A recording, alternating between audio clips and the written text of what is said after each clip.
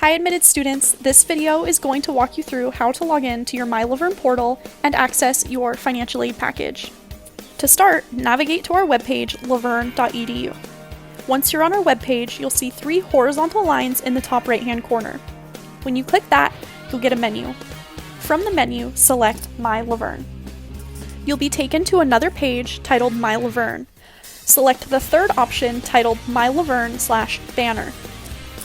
Now you should be on the login page for MyLaVerne. You'll enter your user ID and your PIN number. Your user ID is your 8-digit ID number located on your admissions letter, and your PIN number is your 6-digit birth date.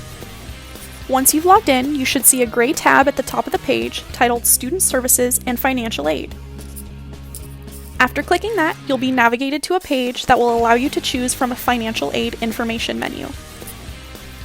On the financial aid page, you'll be able to review your financial aid status per year and your award information that will lay out all of the scholarship, grants, and awards you've received.